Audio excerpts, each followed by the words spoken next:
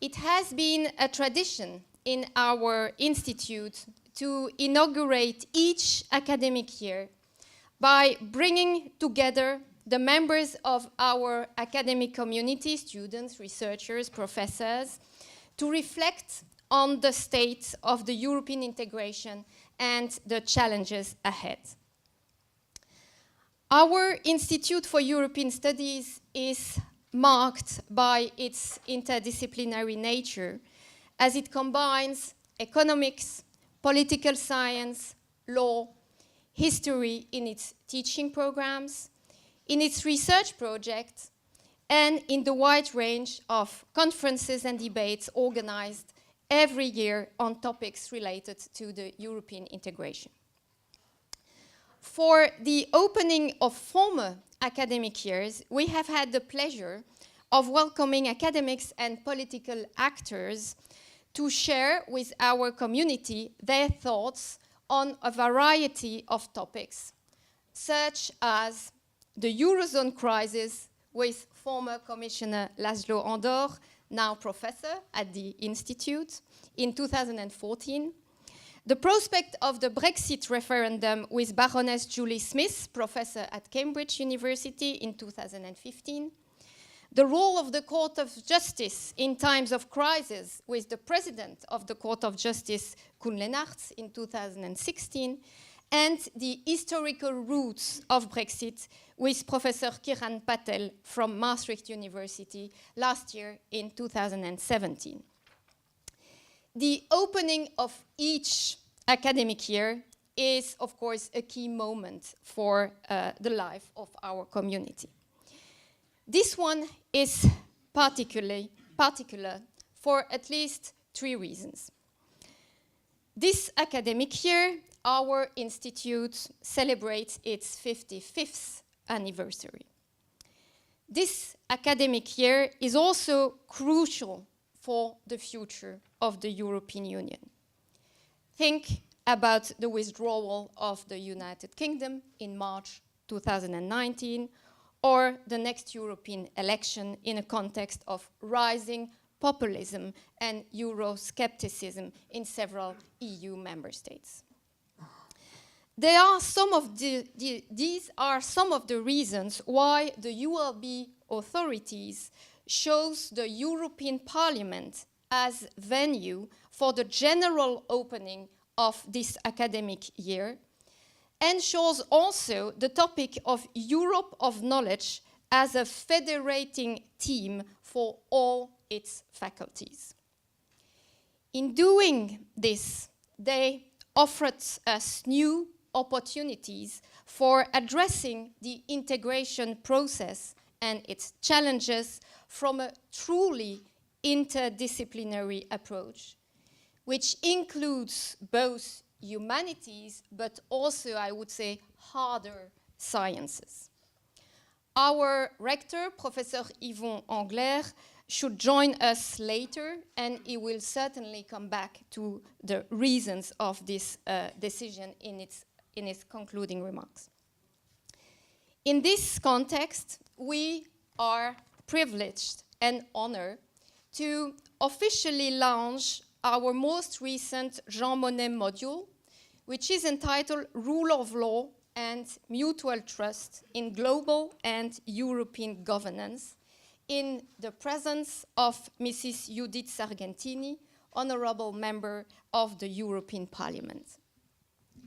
Distinguished guests, dear colleagues, dear students, ladies and gentlemen, this module that I have the pleasure to coordinate with our President, Anne Weinberg, is a new recognition of the Institute's commitment to promote innovative and interdisciplinary teaching and research in European studies. The rule of law and mutual trust have shaped the integration process since the establishment of the first European communities in the 50s.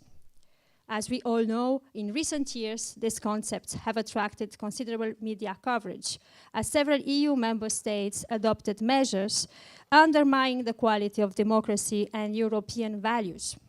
In 2012, addressing the European Parliament, Viviane Reding, then Commissioner for Justice and Home Affairs, declared that EU institutional actors were facing a Copenhagen dilemma, meaning that EU institutions were very strict on the accession criteria, notably on the rule of law.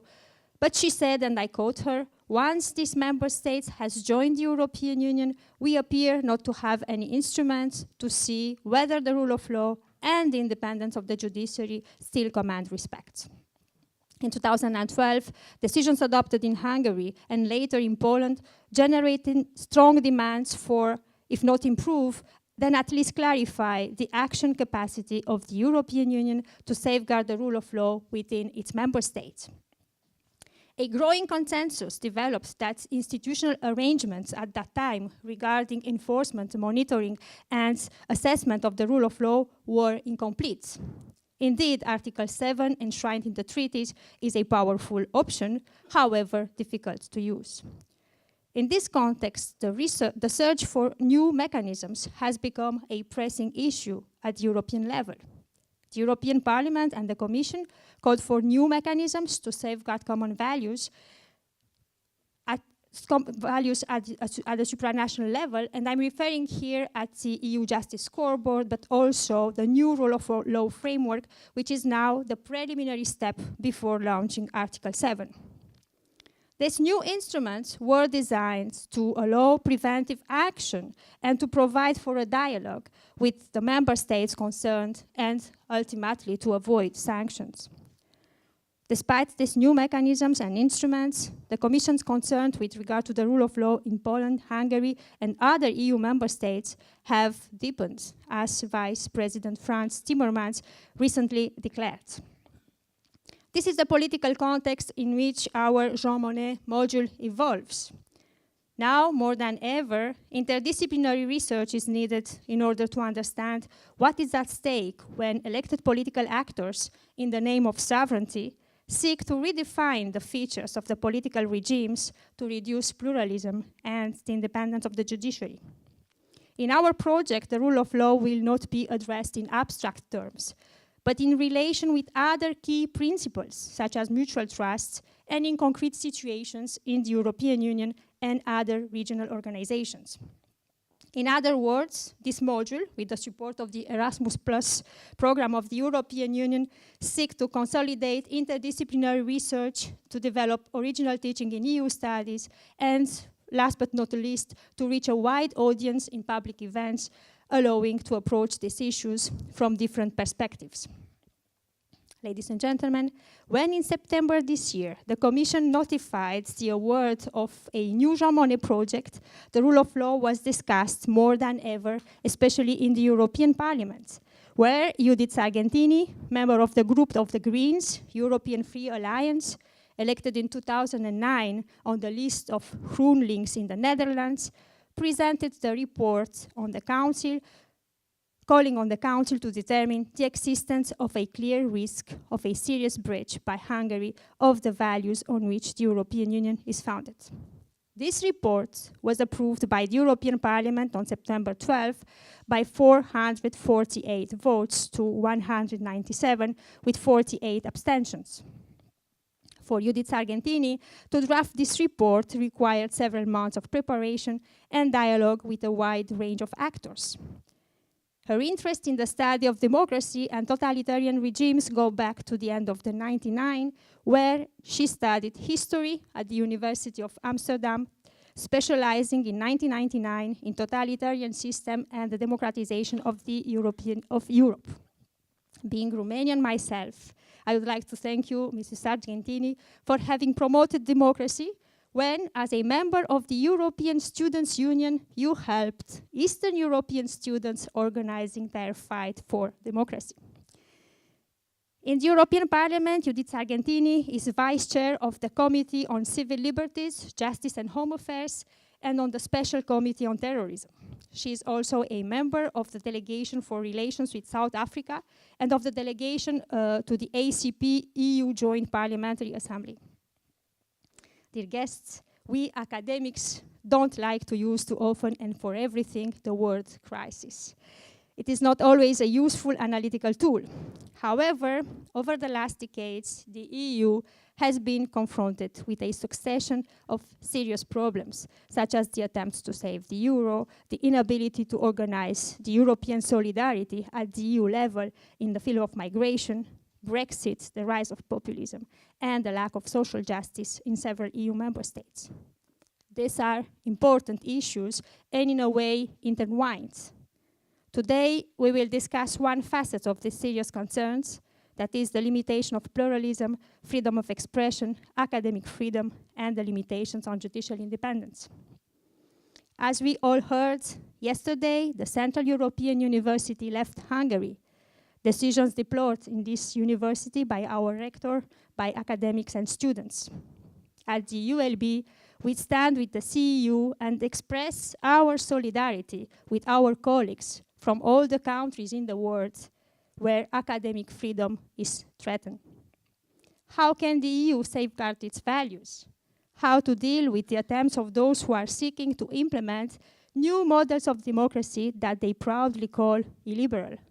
These are questions of high interest for us in the framework of this project and even beyond. So to shed light on these issues from a political point of view, please give your full attention to Judith Sargentini to address the question, rule of law in European member states, a shared responsibility.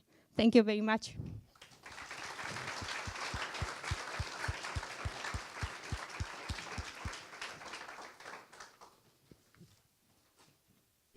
Thank you very much for having me here today. Special thanks also for unexpectedly being in the presence of Laszlo Andor, former European Commissioner for Hungary, when times were different. Thank you for inviting me to speak with you on our shared values of democracy, rule of law and fundamental rights. And indeed, I was of course going to start with the fact that I'm allowed to open, a bit late, but still I'm allowed to open your academic year, where elsewhere in Europe an academy, a university, is closing down. This will be the last year of a full-fledged program of the university, the Central European University in Budapest in Hungary. The university rector yesterday said that because the agreement that was struck between Hungary and the state of New York, and I come to talk about that a bit later, is not going to be signed by the Hungarian government.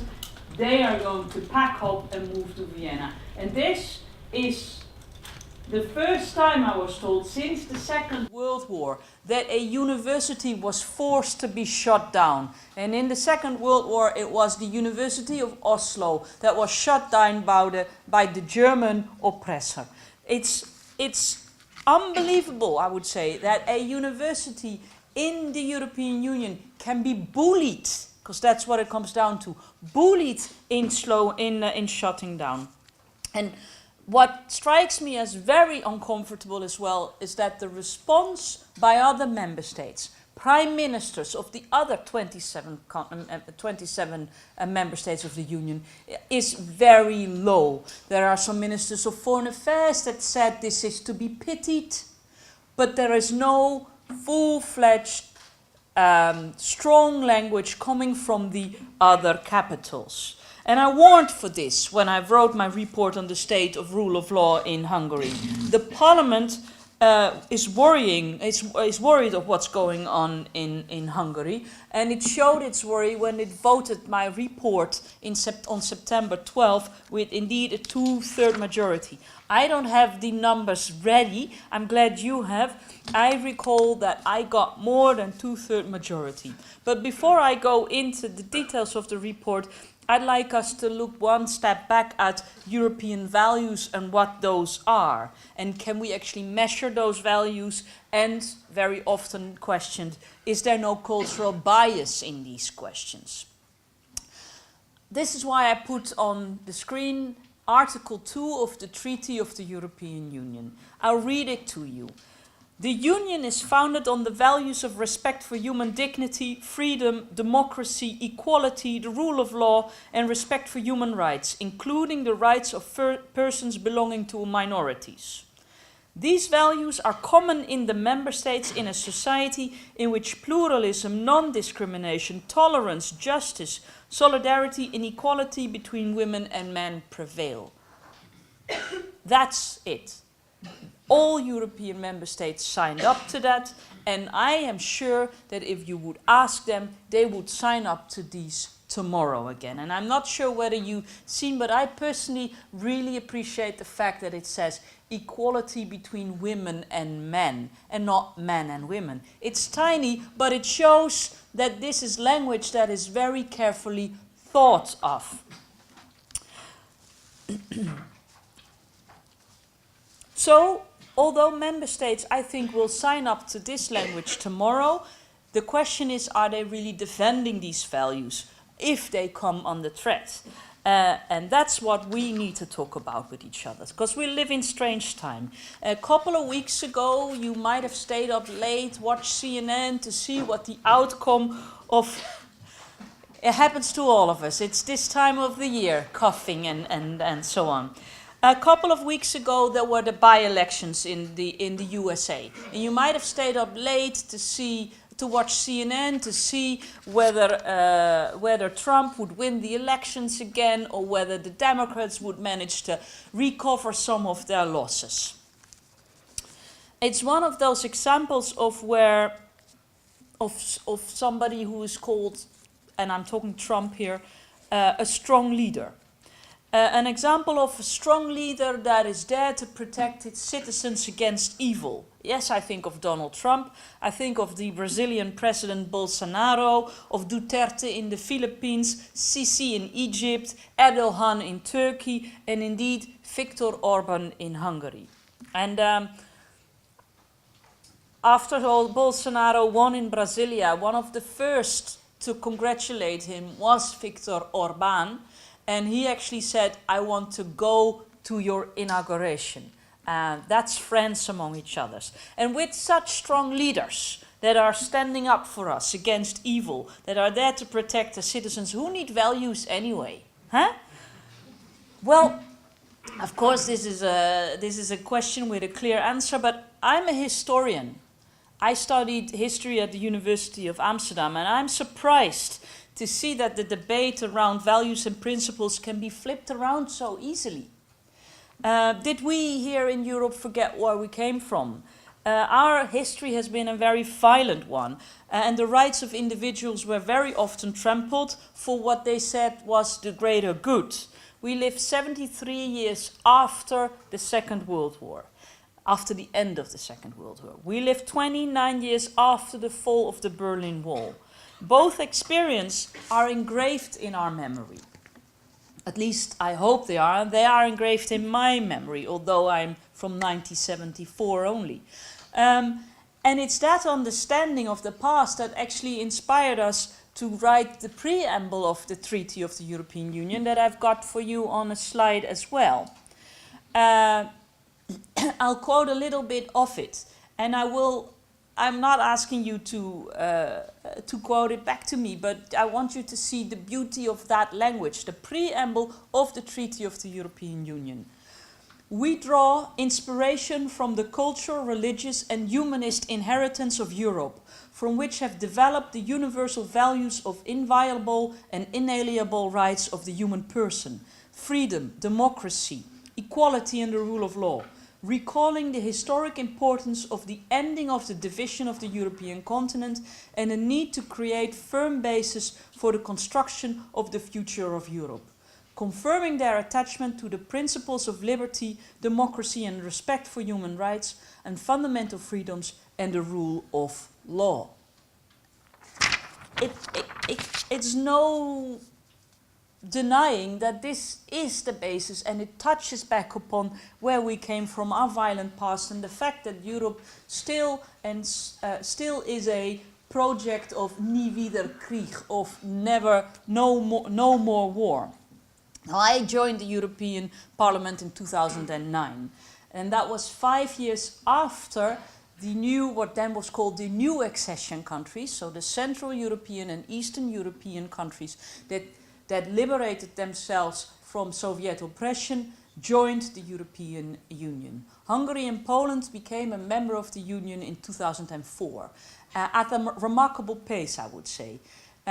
They faced decades of wars and occupation. They liberated themselves, as I said, from Soviet Union oppression. And a country like Hungary had its first free elections in 1990. It applied for membership in 1994, and the 1st of May 2004, it was welcomed, officially welcomed in the European Union. Fantastic. But now we live in 2018. 14 years after accession, alarm bells are sounding loud. And I want to talk with you about how did we arrive there. In 2010, Viktor Orbán, just to be sure, the now Prime Minister of Hungary and the leader of the ruling party Fidesz, which is a member of the European People's Party family, the Christian Democratic family in Europe, was first re-elected as a Prime Minister, and his party got a 2/3 majority in Parliament. And immediately after, they started, I would say, tearing up democracy and rule of law by making invasive changes in the core elements of democracy.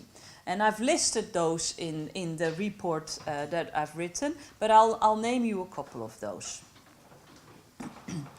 Lowering the retirement age of judges to enable to replace these judges with judges that are closer to the current political leaders. Introducing a new system of administrative courts that you can then fill with freshly appointed judges that are more adherent to political leaders.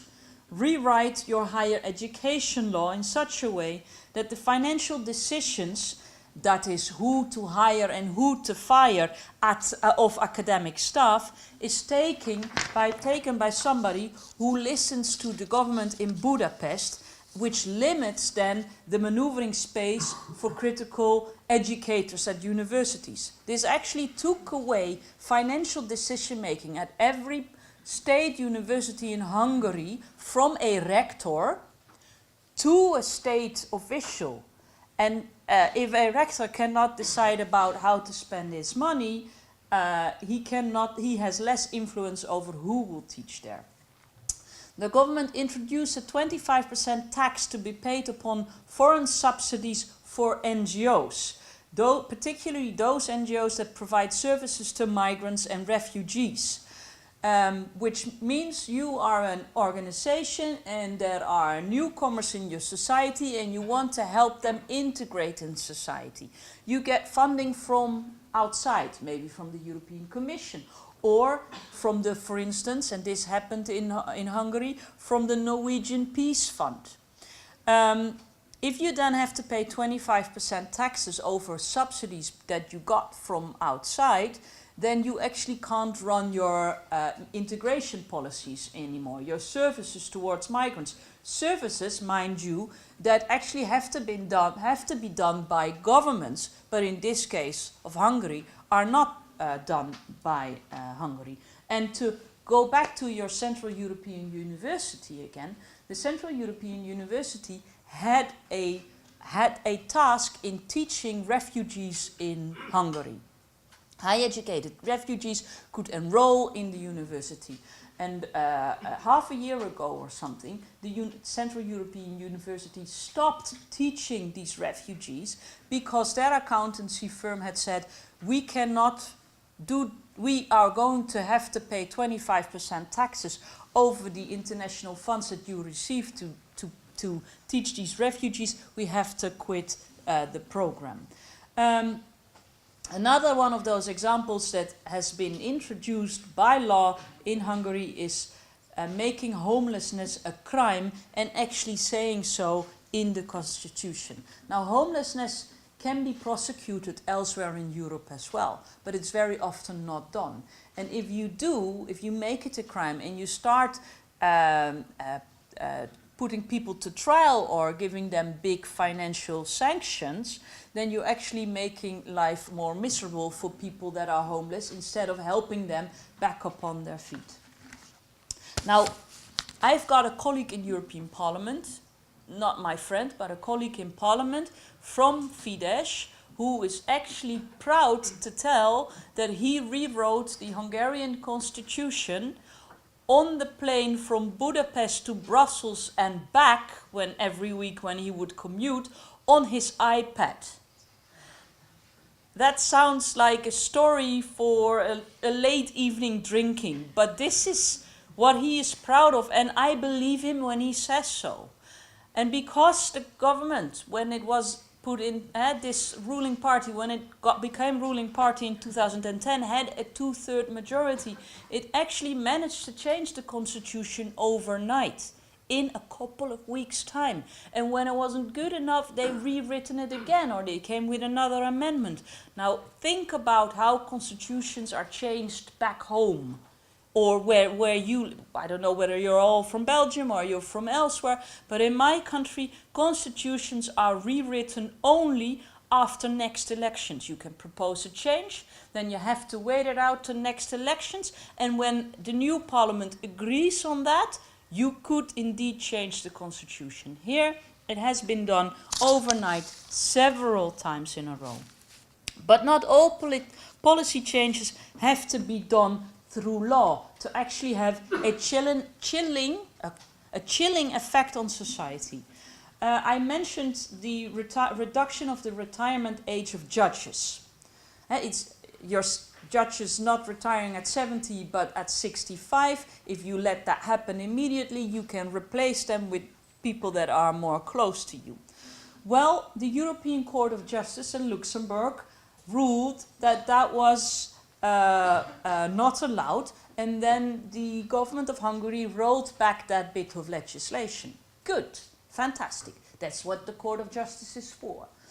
But it takes time, a court ruling like that. And in the meantime, all these judges were replaced by new ones. So they couldn't be reinstated at the place they had. They were either financially compensated or they got a place elsewhere in the judiciary, but not at the Supreme Court. So, effect, law has not been changed, or law was changed back, but the effect on society was there.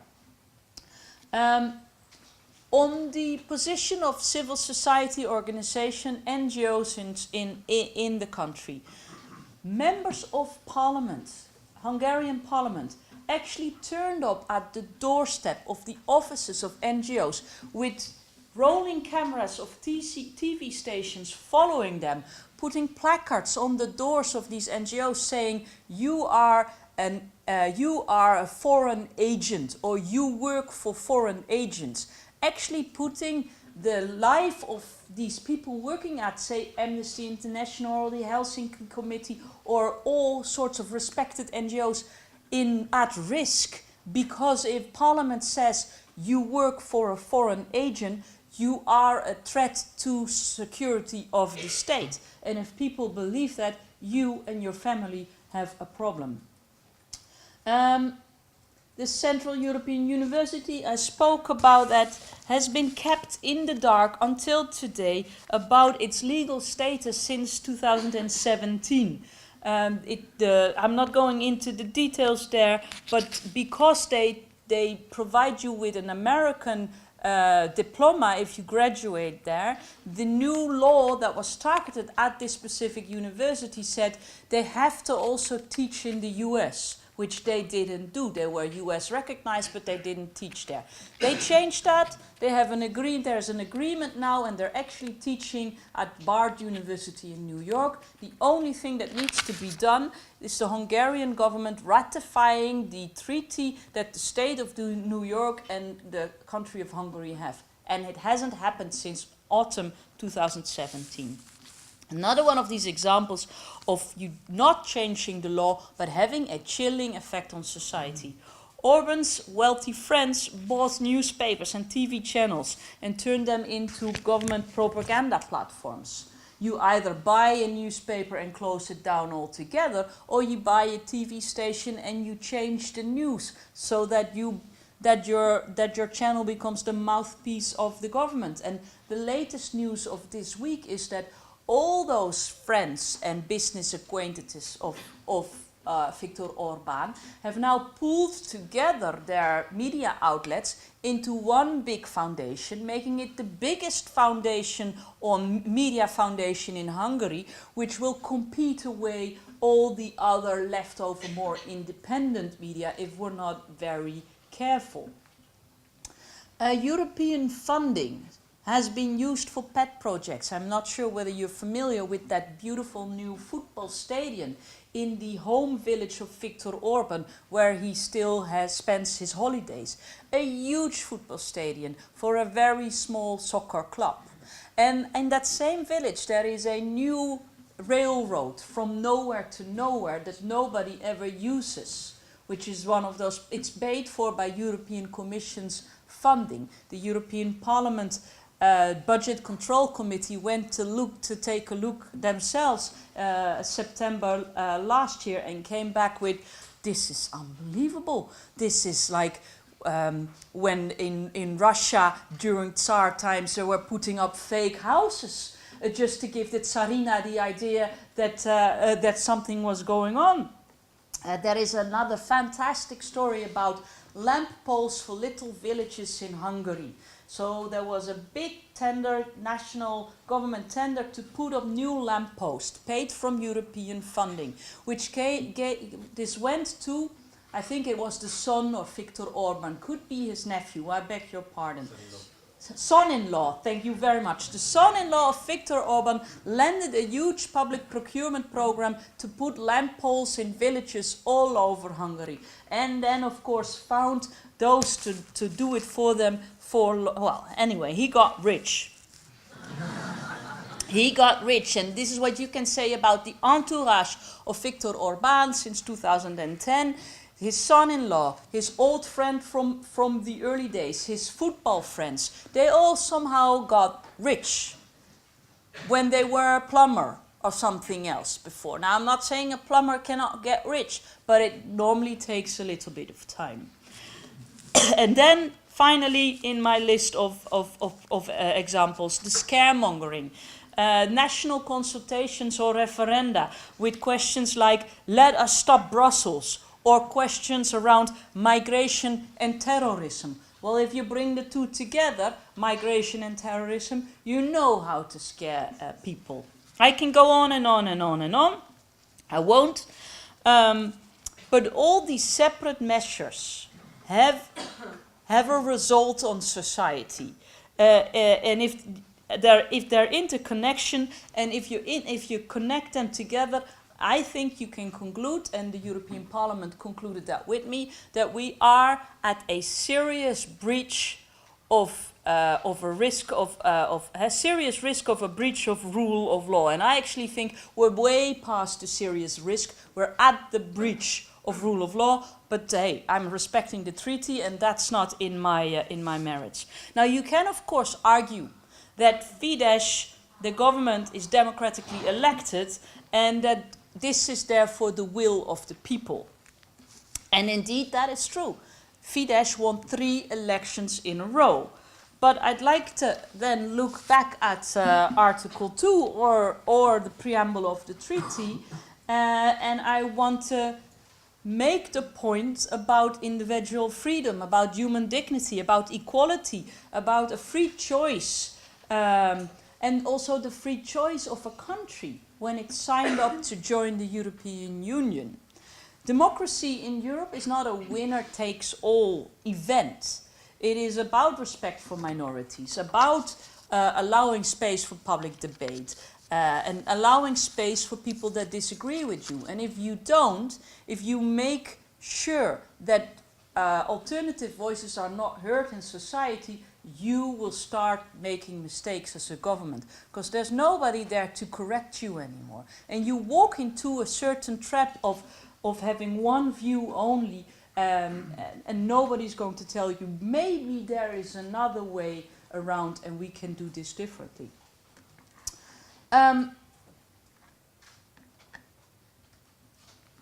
It's not only Hungary. Over the last 1.5, 2 years, I listened to speeches of prime ministers in the European Parliament, and at least 3 of them of one was Mr. Orbán, started mixing up themselves as a prime minister, their government, their group of ministers, their political party, the people, or the state. And if you do that, and this was done by the former Polish prime minister representing the ruling party, the Peace Party there, Beata Szydło, and recently we had the Romanian prime minister Viorica Dăncilă, who represents a social democratic liberal party. Let us not suggest that this is one political color only, it is not. If you do that, if you think that you are the people, or you are the country, or the political party is the country or the people, that is dangerous. That is, l'État c'est moi, said Louis XIV, Louis XIV, the Sun King, l'État c'est moi, the state, that's me. And that also resonate not only with Louis XIV, it resonates with dictatorial states that we've seen in the past, particular, I would say, in Central and Eastern Europe. So what did we do to try and stop the deterioration of Hungary? Well, the European Commission started all sorts of infringement procedures, but none of those led to big changes. And an infringement procedure is basically first, the Commission asks a member state, why have you made this change? How do you see whether do you see this change in line with the European acquis, with the European rules and procedures? If not, then please change it back. And this, after a certain amount of time and conversation, if nothing is changed, the European Commission brings this particular country on this particular issue to the European Court of Justice in Luxembourg. But the worry at the European Commission on the situation in Hungary grew in such a way that it actually proposed another tool in the toolbox of the Union, which is called a rule of law procedure, or an Article 2 procedure. The Article 7 that I am talking about was called a nuclear option by the previous President of the European Commission, Mr. Barroso. And if you call something the nuclear option, you actually say we're going to bomb you, we're going to nuke you, then that's not very easy to use as a tool. Nobody will have the will to take that tool out of your toolbox. So they invented a new tool, the rule of law procedure, which basically is space of intensive dialogue. And I actually thought the European Commission would start this procedure towards Hungary somewhere in 2014, but they didn't. They used it recently in 2016, I think, for the situation in Poland, but they never touched upon it for Hungary. And I think that the reason for that is party politics. I think that because Fidesz is a member of the European People's Party, which is the biggest family in the European Union, the European Commission never felt backed up by Council or by Parliament, and probably not even in their own midst. Because let's face it, the majority of the European commissioners is from Christian democratic background. The prime ministers in the Council of Christian democratic background outnumber the other prime ministers. And in the European Parliament, I've said it before, they are the biggest group. So there was an unwillingness to be critical towards a member of the family. For the Belgians among you, here in Belgium, that family is CDH and CD&V. In my own country, it's CDA. Since 2010, the Parliament, of course, has been staging debates, passing resolutions, having hearings, asking questions, inviting the government of Hungary to the plenary to debate with them. We urged the Commission to act. We demanded from the member states to show political will and scrutinize the family, put some peer pressure upon your colleagues in the council. And all of the resolutions that we put forward passed. But they passed with a normal majority, half plus one. And they passed without having the EPP on board. They were not needed for half plus one. This changed, this non-cooperation by the European People's Party changed in 2017 because of these two laws that I spoke about, the one on higher education and the one on NGOs. It heavily dissatisfied colleagues in the European People's Party that were, of course, they are Democrats themselves and they are actually believing in the European project, that were already highly embarrassed by having this black sheep in the family, but didn't feel free to actually vote away from party line. So when they started to really be unhappy, the rest of the parliament, the progressive side, I beg your pardon, you can't re-elect me, so I feel a bit more free to speak along these lines. I'm not there for the next election. So, so the more progressive side of the parliament thought this is a new chance. We try again. We again try to get the majority in order for us to start what's called an Article 7.1 procedure. And in May 2017, we adopted a resolution that allowed us to start an investigation. That resolution had to be executed by the committee that I'm on, what I'm serving on, the Civil Liberties Committee, and it landed in my lap. And I spent almost, not a couple of months, I spent almost a year in writing and preparing this report, because it's the first time the Parliament ever did so. And it needs to be done proper and careful, because it is delicate. And if you use a tool from your toolbox the first time and then you fail, then those that follow after you will not appreciate that, because you handicapped the tool. So it was important that it worked. I hold hearings, we did expert meetings, I visited Hungary, and finally I've written the report, and I used sources that were indisputable. People were very afraid. You've got this green, left, liberal, Western European member of the European Parliament who needs to then get a majority on the right side of the Parliament, preferably also in Central and Eastern Europe. How is she going to do that? Is it not going to be incredibly biased? Well, in order to overcome that, I've written a lengthy, boring report based upon sources that you cannot dispute. The Venice Commission of the Council of Europe, that looks into constitutions all over Council of Europe countries, so, which is wider than the Union, just to be sure. Russia is a member of the Council of Europe, just to give you an idea. Another committee in the Council of Europe, Greco, that looks into corruption. The United Nations, the OCSE, the Organization for Security Issues in Europe, that does election observation in Council of Europe countries, including European member states. And they did fantastic reports twice now on electoral law and the way the elections were executed in Hungary over the last years. So I used sources from outside, and actually it's kind of painful to see that those sources are also not available in the European Union. We have a fundamental rights agency. It's an agency in Vienna that looks into fundamental rights, which is the European jargon word for human rights. So, but somehow there's human rights outside the Union and there's fundamental rights within the Union.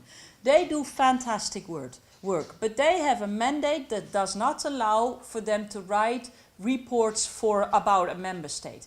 You can find a report that clarifies to you the situation of Roma in all 28 member states, or the situation of LGBTIs in all, or women's equality, or refugees, or pick a topic. But never can they put together the situation of Roma, LGBTI, women, refugees in one member state. It's not allowed. And what the UN does, the United Nations has a peer review for every UN member. From time to time, a UN member state gets a evaluation commission in its country that goes through all your policies that could touch upon human rights, and they write a report. We don't have it. Actually, we depend on the Council of Europe, which has membership like Azerbaijan, not necessarily, or Turkey even, not necessarily the most democratic countries. Still, their reports are good, we don't have it, and it shows that the European Union as a project never really wanted to deal with this issue. We, of course, were struggling with becoming a more political union, and this is one of the examples. We're trying to not have to deal with what a lot of us want to see as internal issues in a country.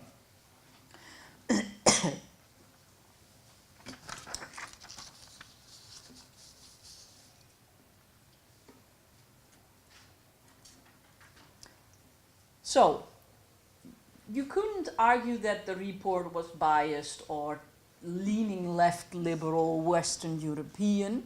A lot of colleagues in the European People's Party that wanted to now start action on Hungary were really relieved. I managed to get it through Parliament. I won't go into details there, but I do think that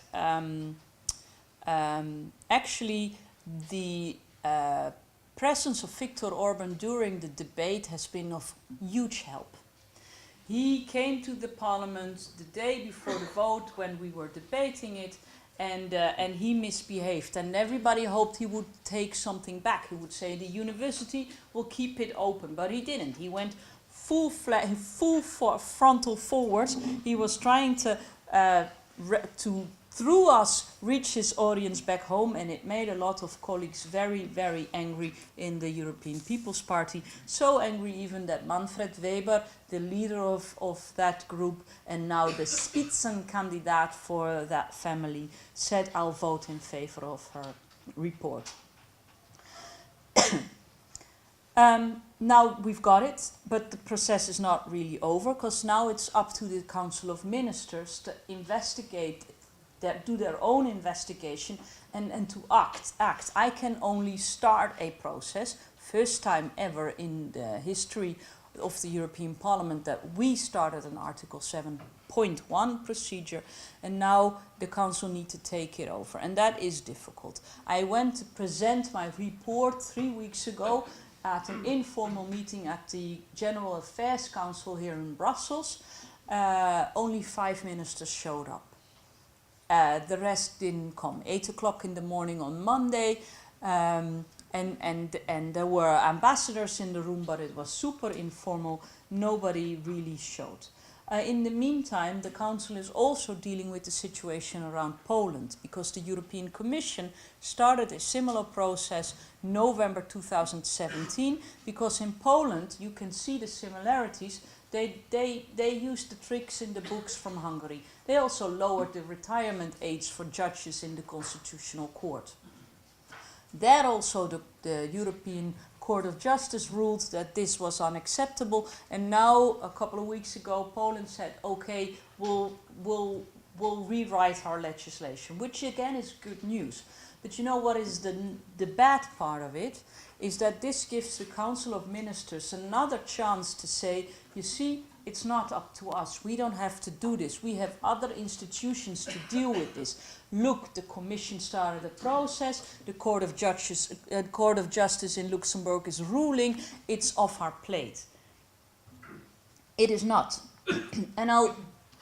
And this is where we struggle. And this is where we have to find a solution. And I compare this to a family. You've got your family. Then you've got uncles and aunts and nephews and nieces. And you know that one of your uncles is beating his wife. You know this. But you live in another village and your household is a peaceful household. So you feel reluctance to address the fact that he's beating his wife. But you know at a certain point you have to start talking about it. A man's home is his castle, sure, and he's the patria familia, but still, you cannot beat your wife. And if you do not address it, he might start beating harder, or he might start beating the kids. And actually your nieces and nephews come to play at your place more often because the tension at home is horrible, and we're approaching Christmas now, and how are you going to go to a Christmas dinner with whole of the family if you know he beats his wife? And maybe other uncles will think that it's normal to treat your wife like that and start beating as well. I beg your pardon for this emotional comparison, but this is what's going on in the Council of Ministers. They, figuratively speaking, they know Viktor Orban is beating his wife, is changing life in Hungary, is taking away rights of citizens, but they are reluctant to touch upon it. And that, I think, is very painful. They hope to be able to find somebody else that can tell you shouldn't be beating your wife. A councillor from outside, the European Commission, the Court of Justice. But that has passed. A councillor has done his work. The Court of Justice can only do so much. All those issues that do not touch upon European law, the European acquis, cannot be dealt with in the Court of Justice. It needs to be dealt with on a political level. But then other things kick in. Theresa May is struggling hard with Brexit. She needs all the support she can get. So she told her Tory members of European Parliament not to vote for my report, because Viktor Orban is giving her the support she so desperately needs. She knows he's beating his wife, but she is looking the other way. He bribed her into looking the other way. Again, he's not. I don't know whether he is personally beating his wife. Probably not. I'm just trying to make I make the comparison. I've been a member of the European Parliament now since 2009, and I've seen a lot of crises. I've seen the economic crisis, the security and terrorism crisis, the what they call migration crisis. But this is the new crisis. It's the value crisis. And member states disrespecting the conditions that they have agreed on, that they are bound by, which are actually the basis of our union, that's a value crisis. And we've been witnessing the erosion of democracy and rule of law in Hungary for 8 years. And I admit I should have stepped in a lot earlier. I couldn't, but we should have done. And we see worrying developments in other countries, like indeed Poland, like Romania. They all use the same handbook. We saw journalists being murdered in Malta and Slovakia over investigation on corruption issues where government was involved. So what can we do? And I'm coming to an end. What can we do when member states are backtracking on European values and democracy? I think what we need is that particular mechanism that is there in the Council of Europe and is there in the United Nations, that regular review of your democracy, of your fundamental rights. And the European Parliament has proposed such a change, we had done a legislative proposal, but the Commission and the Council are not echoing it. But if you make it normal, if you make it out of the exceptional, because that's how it is felt at the moment in the European institutions, we're singling out a country. The first time I did so in 2009 was about press freedom in Italy when Berlusconi was Prime Minister. So he was in charge of RAI, the public broadcaster, as well as still the owner of his own big media conglomerate. And he had TV in Italy in his hands. I tried to address it. I lost a vote on that because, again, colleagues from the EPP were saying, why singling out Italy? Why not looking at other countries? We've done this time and time again. We need to come over the singling out issue. And if we normalize a peer review or some sort of other scrutiny every couple of years in every member state, there is no shying away. And the Parliament calls this the DRF Pact, Democracy, Rule of Law, Fundamental Rights Pact. I didn't make this up, it was a colleague from the Liberals that made it up, but I still think it is a good idea. I'm leaving politics.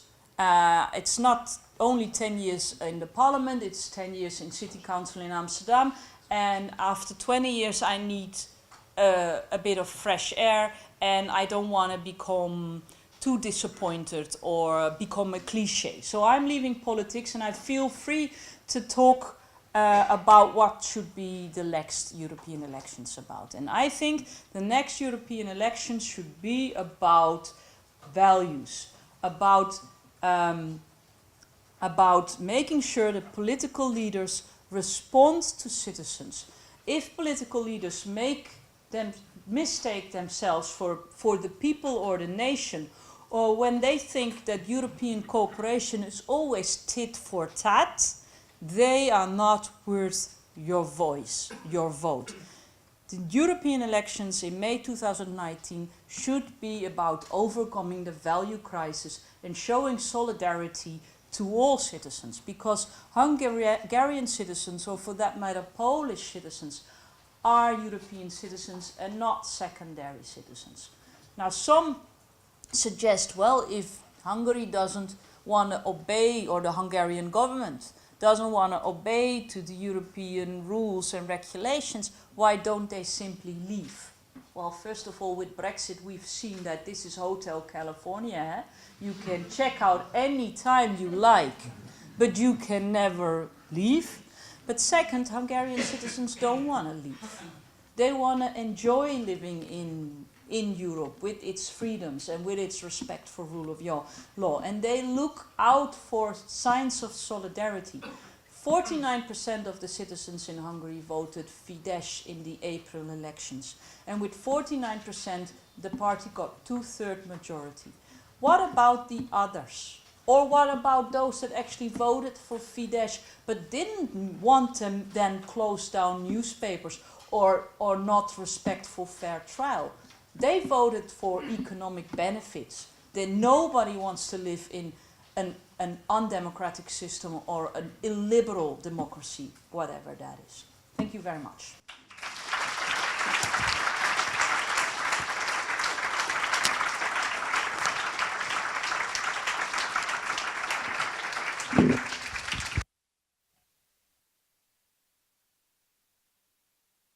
Sargentini for this intervention, but also for your political engagement for democracy and core EU values. I think we have some time for several questions. So without further ado, I would like to give you the floor if you have questions or remarks. We have mics here.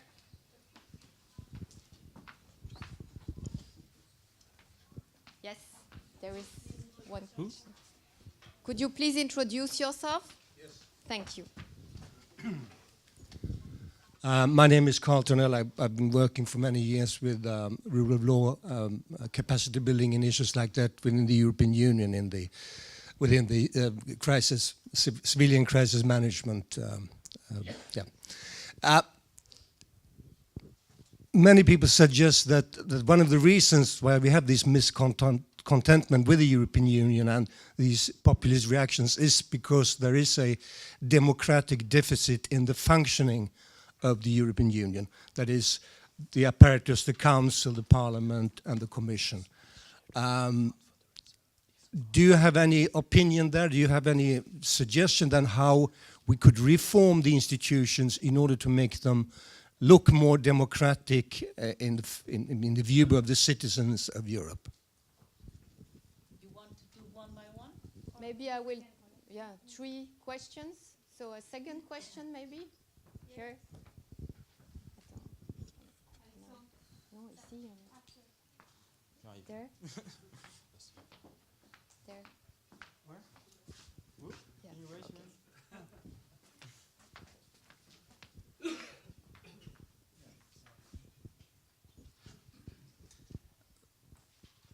thank you for this wonderful presentation and sharing your thoughts. I'm from Turkey. I'm not coming from Turkey. I'm coming from Romania, and I'm a refugee of Romania. I was a judge in Turkey before all this madness started. And I'm also a victim of this purge and this madness, which started a few years ago, actually, which accelerated a few years ago. So I personally witnessed really bitter and painful parts of this lack of rule of law. And I think now I know what's rule of law and what this means for a person, a human being, and for a country. So I really appreciate what you are doing here in Brussels, in the European Parliament, and Greens are also pioneering, in my opinion, about all these things. But as a member and vice chair, I think you are a member of this LIBE committee, as you said. I worked in Brussels for some years before all these things started, till 2014. And I saw Turkey being discussed in the AFET committee, the Foreign Affairs Committee, not in LIBE. So, of course, it was a candidate country. It still, on paper, is a candidate country, and it falls in the competence of the AFET committee rather than LIBE, you may say. But do you think European Parliament, even LIBE or AFET, also lost their hopes about Turkey? I'm asking you this question within the context of Article 2. If the EU is based on these values, if a candidate country is also expected to meet these values, which was called like Copenhagen political criteria, and as you also referred to the Council of Europe, the Parliamentary Assembly of Council of Europe said that Turkey no more meets such criteria. And nobody is interested in Brussels about this.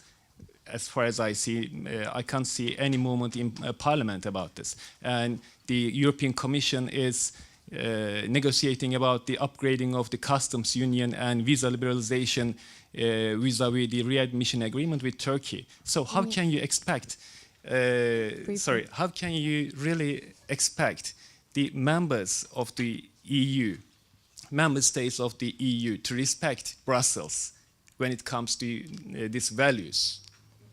Okay, thank you very much. There was a third question here. Here, you can take that. Hello, I'm a student on the institute, and I was wondering if the Hungarian government tried to influence your work during the process of the report. So I will, yeah. I have my question. I'm quite up. Okay. To start with the last question, I didn't show this. There you go. For what? Okay, but I've been speaking my whole speech without this. Okay. This is the campaign that runs since the vote in the European Parliament on 12th of September. This is me, you can see that. The guy with the bad teeth, you know as well. That's Guy Verhofstadt. And the man in the middle, of course you know, is a member of the European Parliament. It's George Soros, not a member of the European Parliament. Yes, the Hungarian government tried to influence the report. We also allowed them to because, I work in the open, so we gave them all the space they needed to speak in Parliament. They provided all members of the Civil Liberties Committee with their response to my report. Very thick report. Very often they said, it's not true, and if it's true, it's before the court in Luxembourg, so we can't talk about it. Or the case was before the court in Luxembourg, it's closed, so you don't need to talk about it. It's never needed to touch it. This is an 18 million euro campaign paid for by the state in Hungary, and it ran commercials on television and these advertisements in all the big newspapers. And now they're running another campaign, and actually what they're doing is from taxpayers' money pay for the Fidesz campaign for the European elections. This is the government campaigning for the political party for the next European elections. And I don't know whether there are Hungarians in the room that want to translate this, but it has to do with Brussels pushing migrants upon Hungary. This is the reason why people recognize me everywhere I go, and I decided not to go to Hungary for a while, because there are a lot of people that thank me, but there are of course also those, and more that believe government propaganda. I never tried to influence the Hungarian government because I'm reaching out to the council. If the Hungarian government was willing to listen to reason, they would have done so a long time ago when the European Commission tried that. But they don't, which is why I'm so tired of the council not acting and suggesting that a conversation is still possible, or the European People's Party that says as long as they are in our midst, we can have a softening effect on them.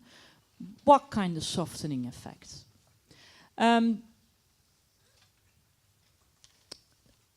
What we do with Hungary, we cannot do with Turkey, because indeed Turkey is not a member. Are we desperate around the situation in Turkey? Yes, we are. But have we dealt with this in a logical way? No, we didn't. I think of the Turkey deal on asylum and migration after those Syrians were moving via Turkish camps to the Greek islands. We have been having a very unclear Turkey policy.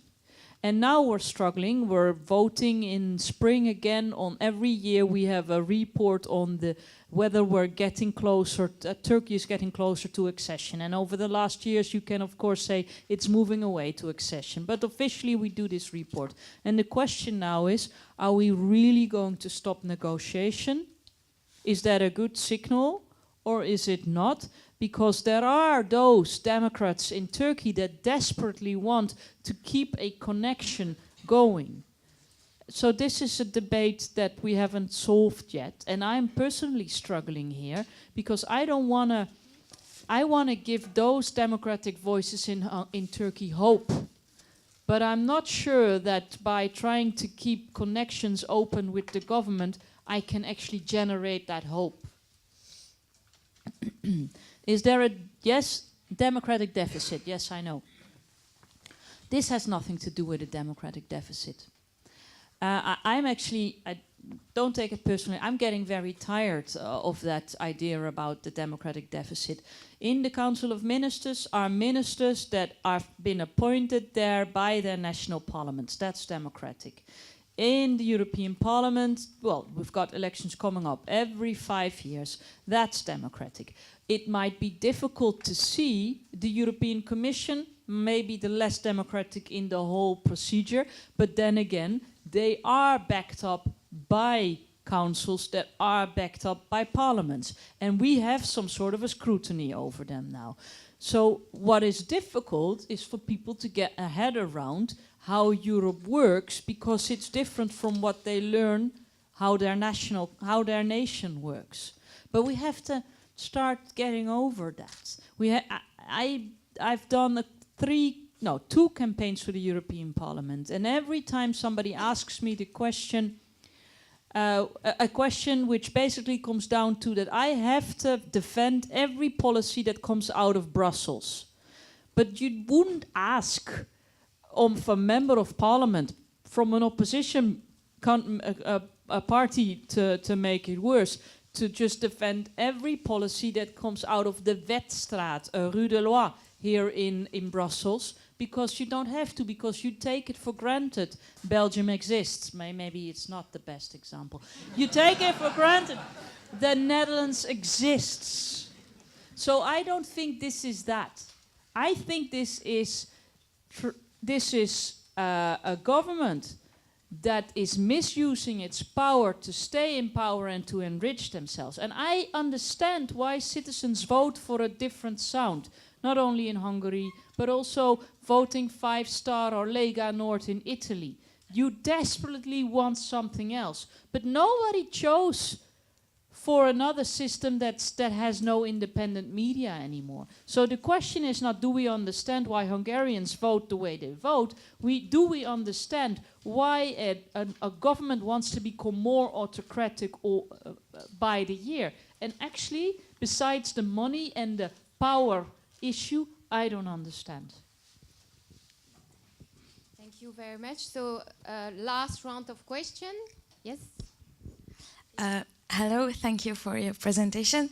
I just have to ask whether you think that the EU has the legal tools to answer to this erosion of the rule of law and fundamental rights, and if a form of solution could come from EU institutions. Thank you. Yeah. There. Which one?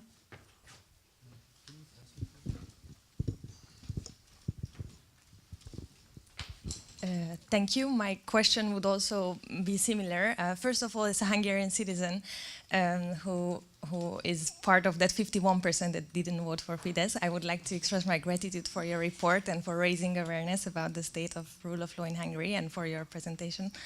And my question would be, what do you think the EU what could the EU do in this matter? Because I believe this Article 2 procedure and intense dialogue with Fidesz, who is clearly convinced that there is no threat of rule of law in Hungary, is not necessarily a good idea. Or what about the Article 7, when you take away the voting rights of Hungary, and then Fidesz could use this to use such campaigns and to gain more votes, basically, in Hungary, with saying that Brussels is now taking away our voting rights. Thank you very much. Last question here.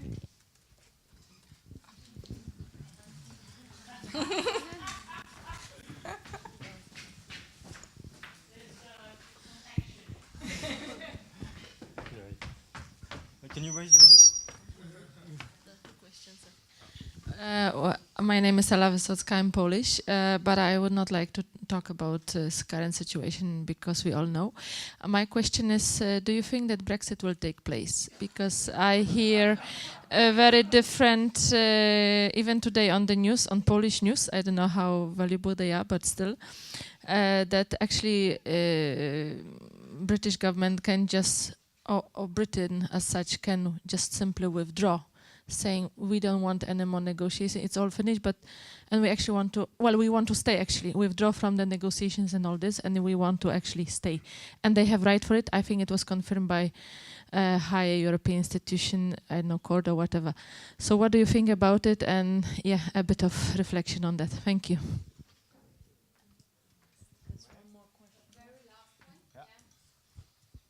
Hello, my name is Evgeny and I'm a student here at the Institute. And I have a following question. You mentioned today many times that the European Central University will migrate to Austria, but many times the problems in Hungary, Poland and Romania. But my more, not question, more remark, for example, in Latvia, it will be shut down from the next year, next academic year, 2019, the whole education in Russian language. And don't forget that Russians are more than 35% of minority in Latvia. And as far as I know, Latvia was taken on the board of European Union with the problems of non-citizens and non-solved problem of Russian language. Could you comment, please? Okay, I understand that I have to address it to your colleague Miroslavsky or Zdanoka, but maybe you can provide some information. Thank you. Thank you very much. Let me take it from back to front. Ms. Zanoka has left the European Parliament. I'm a member of the Greens European Free Alliance, and the European Free Alliance brings together progressive regionalists. And one of those that is among our midst is indeed Russian minority political party in Latvia. I am aware of the issue, and we also addressed questions to the Commission. I'm not sure where it stands right now, but I've already been in a fight with about this with a colleague, again, I beg your pardon, from the European People's Party, because indeed this taking away possibility for a group of people, and Russian language is a big language still in Latvia, is some sort of a revenge getting even with, or a how do we nationalize our country more? How do we, and that kind of nationalist tendency I find dangerous. I don't know where it stands, because I don't think that European legislation lets you get away with that, because minority language there needs to be certain respect for minority language. I am aware of the topic, and also of the fact that a lot of Russian-speaking citizens in the Baltic countries still have no full-fledged citizenship in these countries, which is an unsolved problem, I know. The Brexit. Well, I would love to do some wishful thinking with you, and I think that even without that statement of that statement that came out today on the possibility to unilaterally take back your Article 50, even if that was not the case, as soon as there is a clear signal from, say, the House of Commons in London that they don't want to go through with it, I think Europe would say, okay, you don't have to. But it doesn't make it more easy, because these demands of Britain to be treated differently are not easily going away. I would love to see another referendum, or the government maybe fall and then another election and then take it one step further. But I haven't heard Jeremy Corbyn actually saying that he wants to stay in the union. So it's not a very simple question, and I do understand as a politician that you listen to your people, and if the referendum, how false it has been, and how bad the argumentation have been, and how bad the Cambridge Analytica Facebook manipulations have been, ignoring that would not lead to more trust in politics as such. So I don't know. I think it is going to go through. If it is going to get messy, all the debates about Nexit or Hexit or Pexit or whatever will disappear completely. British colleagues of mine tell me we're back in 15 years. In my lifetime, one old colleague of mine said, in my lifetime we will be back. I hope so. I do hope so.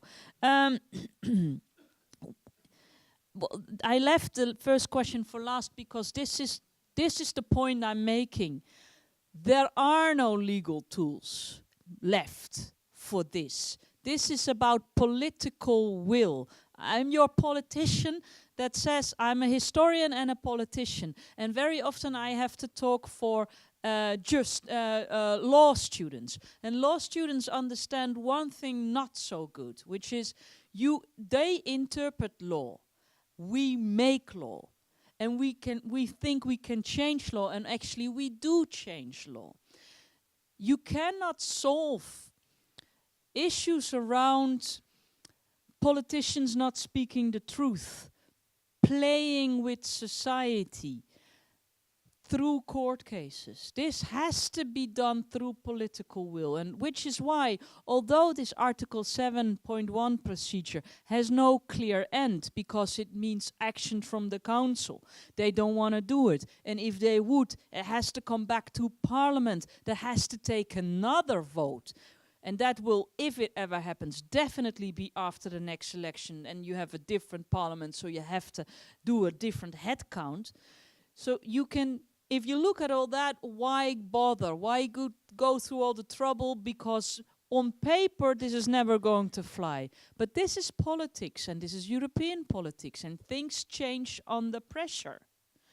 So I've shown that there is political will in the European Parliament from left to right in 28 member states not to leave a country lag behind like it does. And this pressure we need to keep on to the European elections and need to bring towards the Council of Ministers.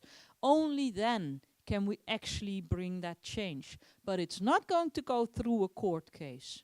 It has to come from politicians taking responsibility, not following the crowd, but standing in front of it and say, I lead the way, and my message is not a nice message.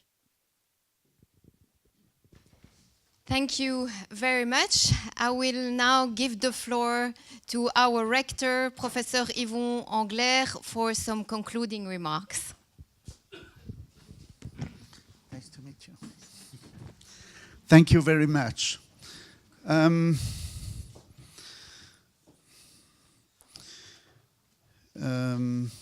Mr.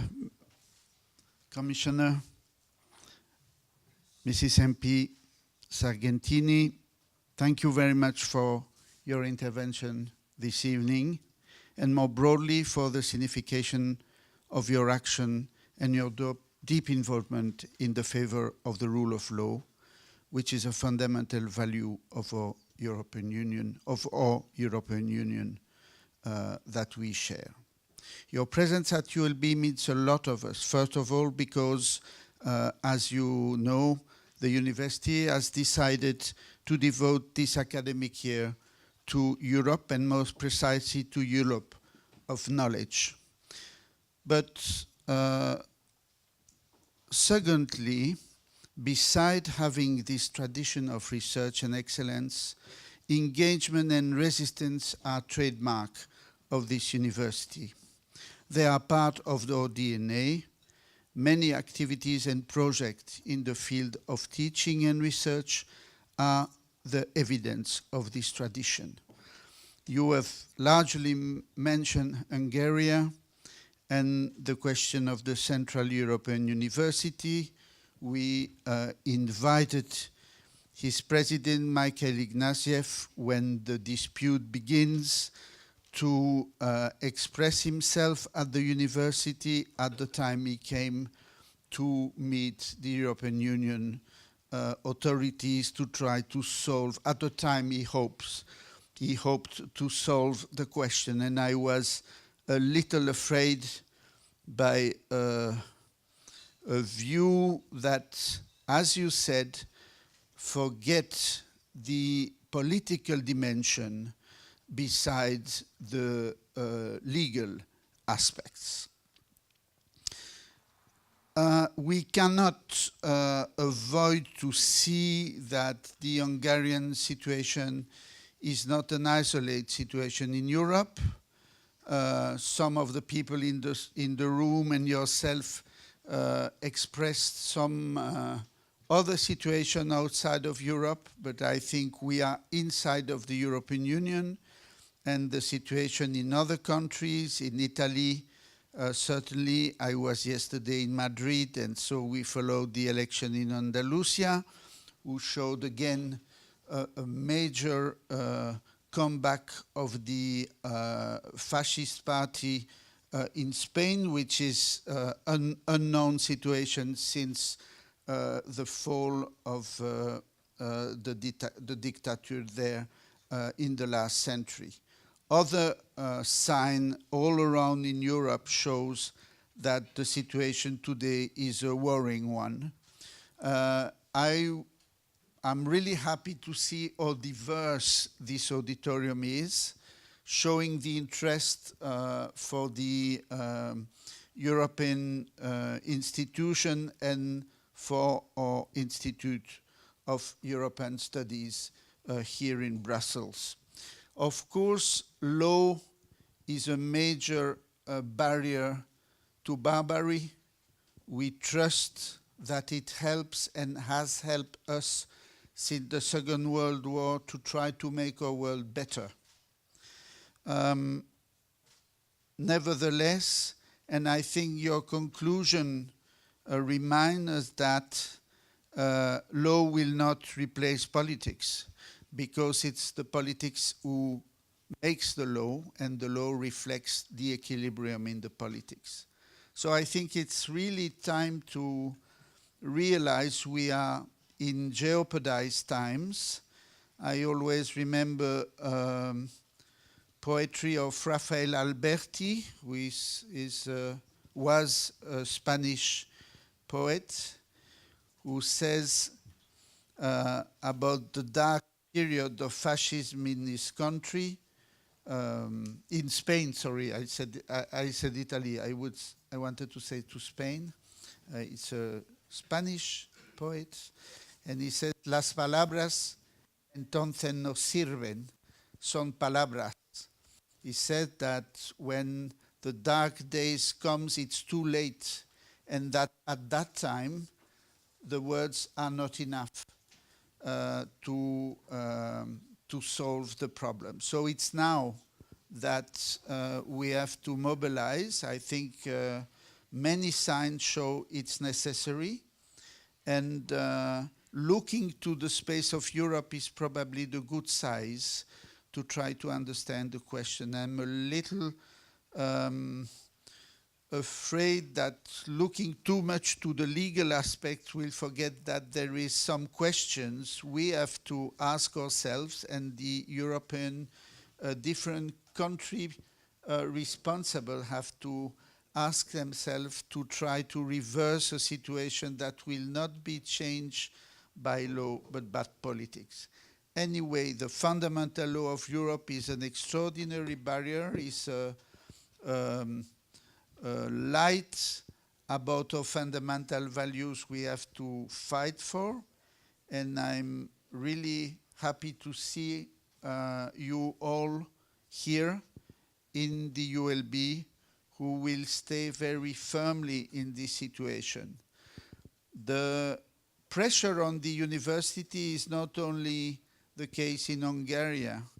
Some of you have maybe followed some of our dispute here in Belgium with some of our party ministers who pressure the universities. I can tell you this pressure is a reality.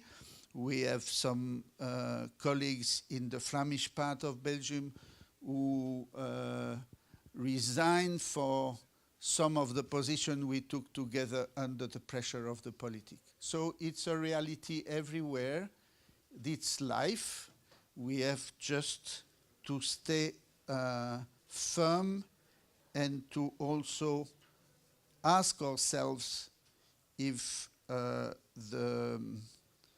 way we look to the common good has to be reworked to avoid this situation to become at one moment impossible to resist.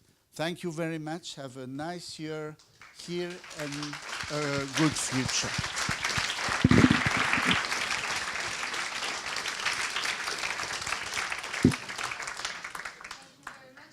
Final word to express our sincere gratitude to MEP Sargentini, of course, to our rector, Yvon Angler, to you all for your attention, for your very interesting questions. I would like also to express our deep gratitude to our IEE team, to Maria Isabel Soldevilla, of course, but also to the rest of the team. So to first Michela Arcarese, Dominique Dambourg, Françoise Van den Broek, Olga Minampala, Marie Teixeira, Simon Clavy, Sami Chauvet, and of course also our students' associations, so SAIEST and Eyes on Europe. Thank you so much.